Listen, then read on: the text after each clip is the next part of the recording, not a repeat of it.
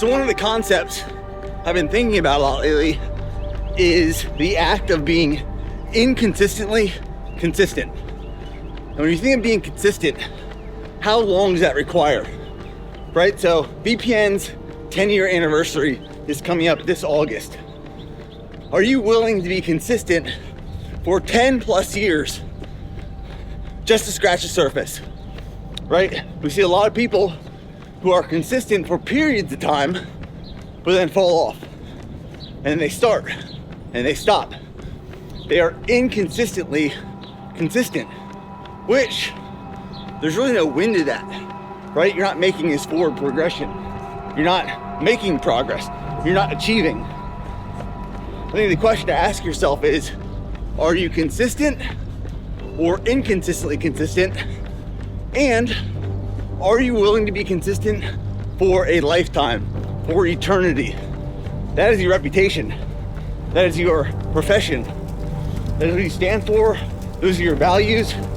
That is how you represent yourself. It's everything.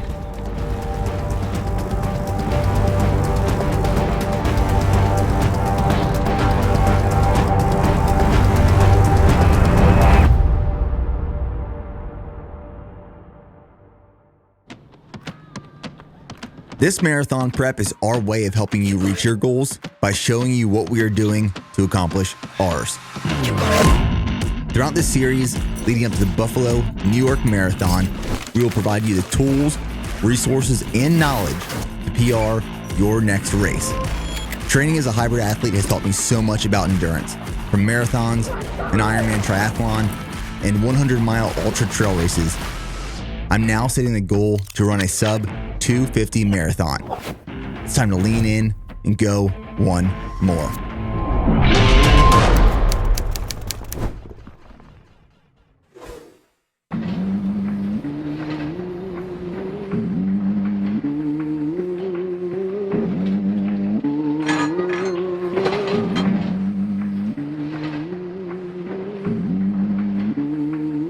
What's going on, guys, and welcome to the video. So we are downtown Austin right now. We're about to go into Collective, which is a new gym downtown off of South Congress. I've been here once checking out. I haven't trained here yet, but it is an amazing facility. So today we are hitting a back focused training sessions with some heavy deadlifts. So let's go in.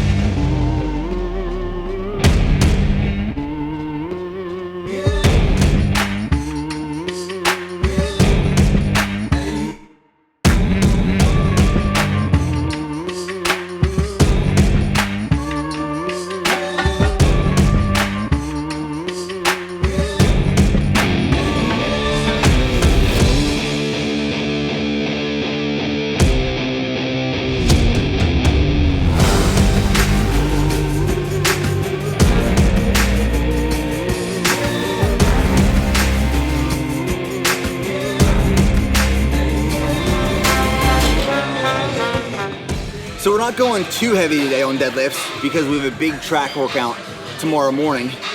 We have some 800 meter and 1000 meter repeats. So I'm not going above 405 for 5 reps.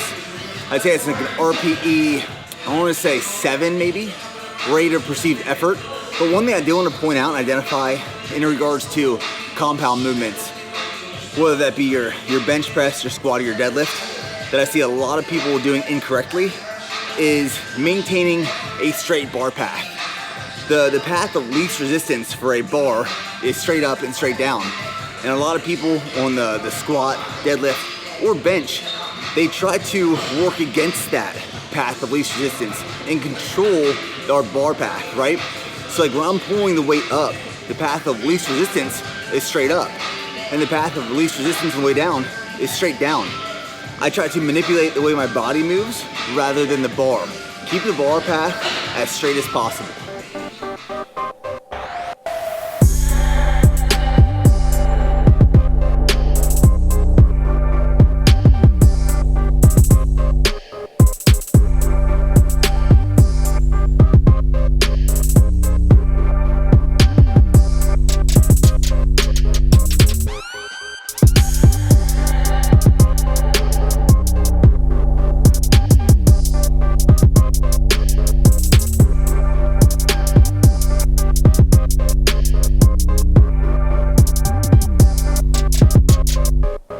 Now, dumbbell rows have always been one of my favorite movements, and this is where form is super critical. Because you see a lot of people, they pull the weight almost to like their chest. And what I think of is I think of pulling my pinky to my hip. So I think of almost like turning my hand in and my pinky up, and I'm pulling that pinky to my hip. So it almost looks like I'm swinging it back and then forward, but I get a lot of activation in that lat. So it looks like here, I'm driving through pinky to hip.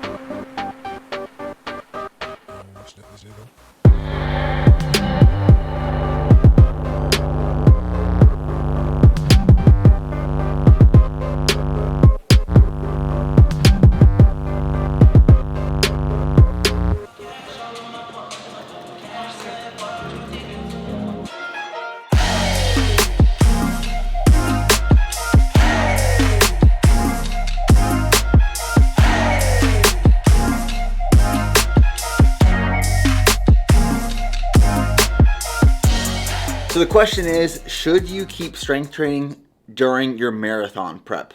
And the answer is to each their own, but I'm going to say yes, and I'm going to explain why I say yes. So I have a few bullet points here.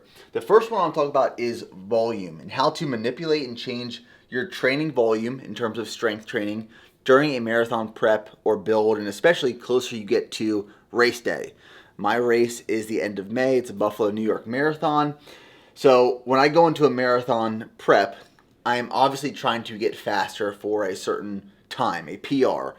For this one is sub 250.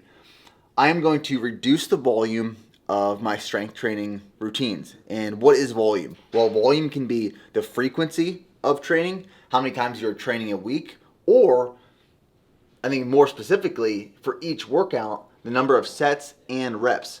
So training volume is your sets times your reps, and that's how you get your volume for each workout. So you can reduce volume of strength training during a build or a prep, where I might only train strength 3, maybe 4 times a week during a marathon build. And my volume in terms of sets and reps is going to decrease as well during those workouts.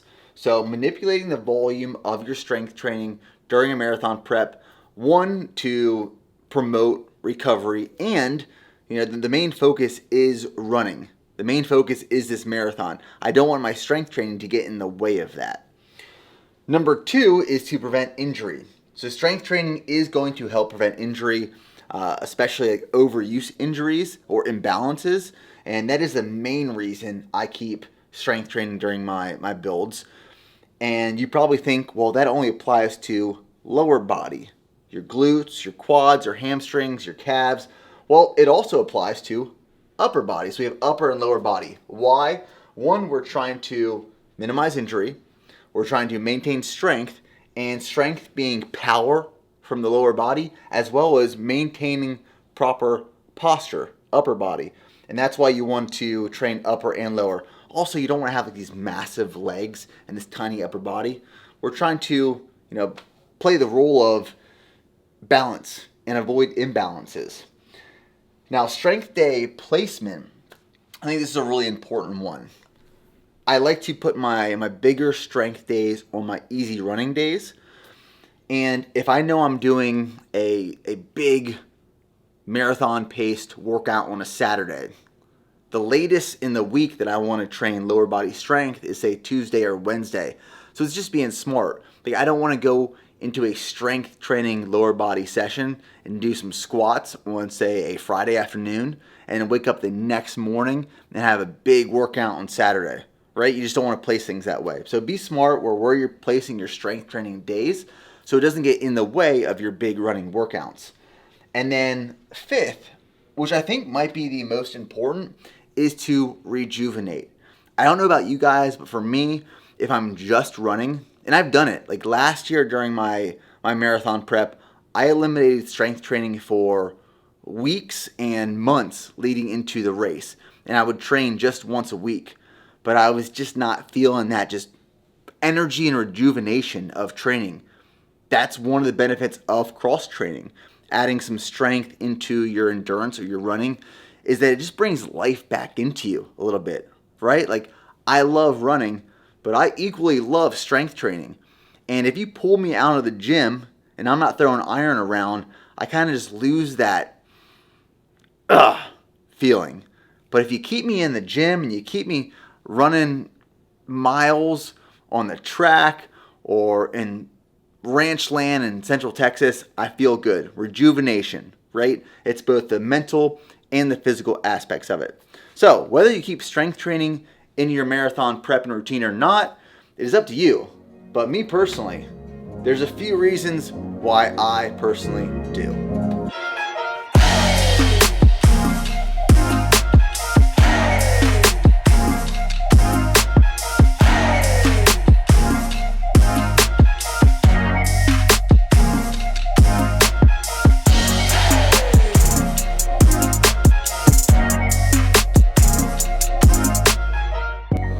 Today is launch day. We launched Peak Sleep, which is our sleep support supplement that we have been working on for over the last 2 years.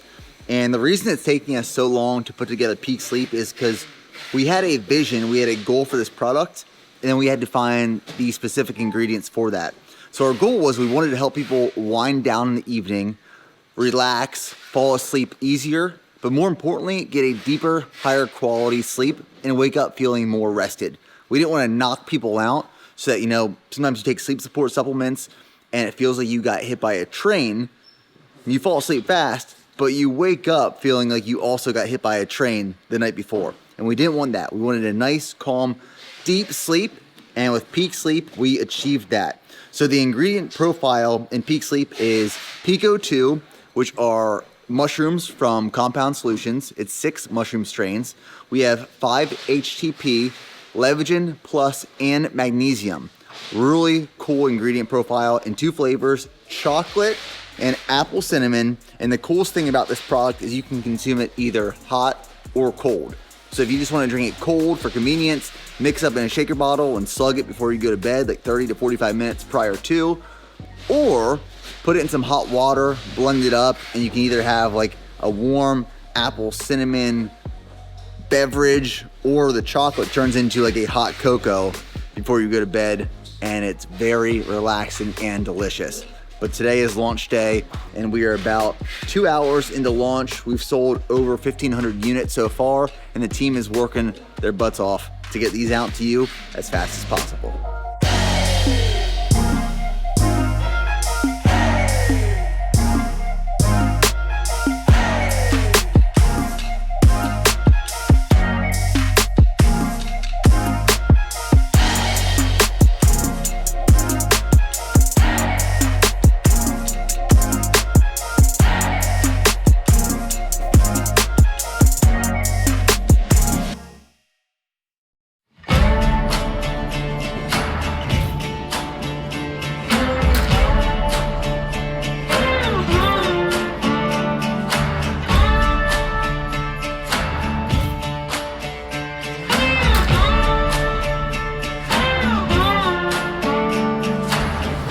right, so today is Tuesday, which means an easy run. I have easy runs Monday, Tuesday, Thursday, Friday. Long runs are Saturdays. Wednesdays are my big tempo workouts or track workouts. Today I have 10 miles on the schedule, 10 easy, and we decided to switch it up a little bit. Today we're downtown Austin. We're gonna be running, it's right off South Congress in the Travis Heights neighborhood, which is beautiful. The sun's about to rise. The city is coming alive, and we're about to knock out 10 miles. So let's dive right into 10 easy miles.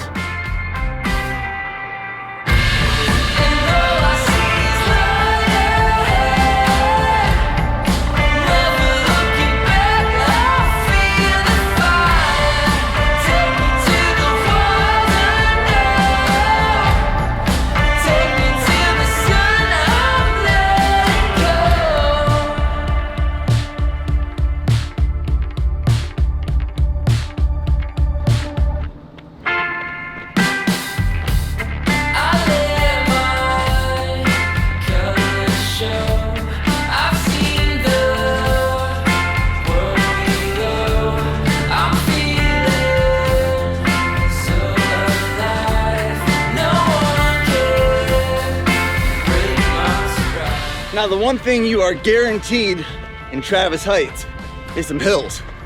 You're going up hills, you're going down hills the entire time. So a good change of scenery, but also great change of terrain and pace, controlling the heart rate. When you think of Austin, Texas, you probably don't think of hill country or hills or climbing, but I guarantee you, if you've ever run the Austin Marathon, you know there's some hills out here.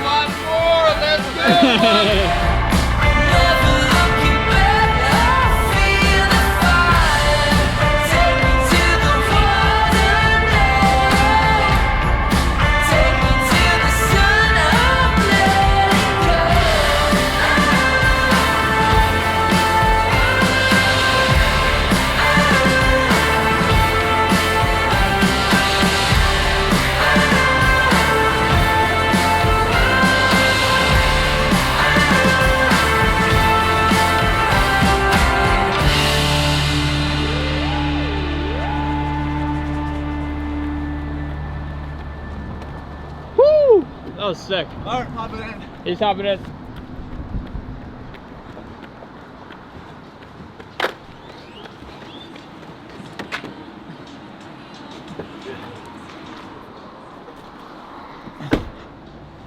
Woo.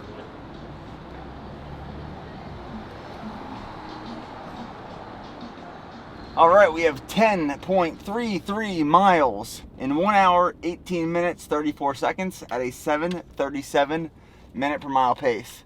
That last mile going down South Congress into the city across the Colorado River was absolutely beautiful, and I was cruising. It was a 7 minute per mile pace. Solid run though. Travis Heights is always a great place to run. It is humbling. The hills are humbling. But the best part about that course is you finish coming down South Congress, the city's opening up, people are going to work, and we woke up with Austin, Texas this morning. Epic way to start the day.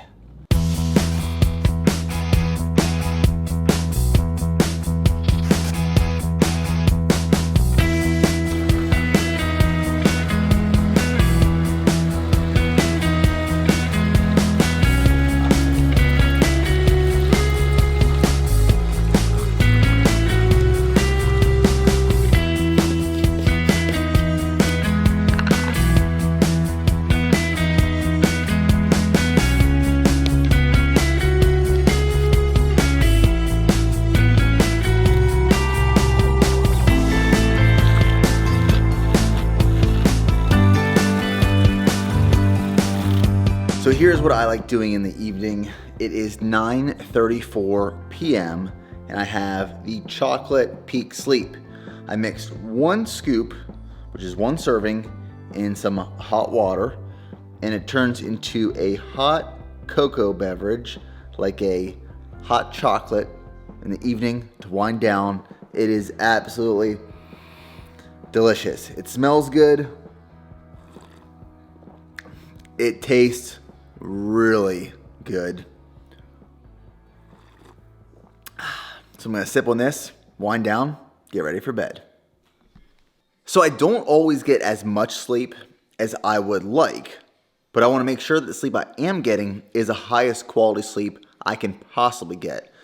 And that was why we created Peak Sleep. That was our mission when we started working on the formula years ago. And this product right here is the outcome. This is the result of what we wanted to achieve. And we're very happy with the result. So I'm gonna sip on this, get ready for bed, and get ready for a training session tomorrow morning, which I have a 2-mile warm-up, 6 times a 1.5 mile tempo at a 6:10 minute per mile pace, a 400 meter jog in between those tempos, and then a 2-mile cool down. So I'll see you guys in the next video. All right, guys, thanks for tuning in to another video. And if you enjoyed this one, I know you're gonna enjoy that video right there. That is the last episode of Marathon Prep that we uploaded. It is 6 training hacks that you need to be doing right now. Check it out.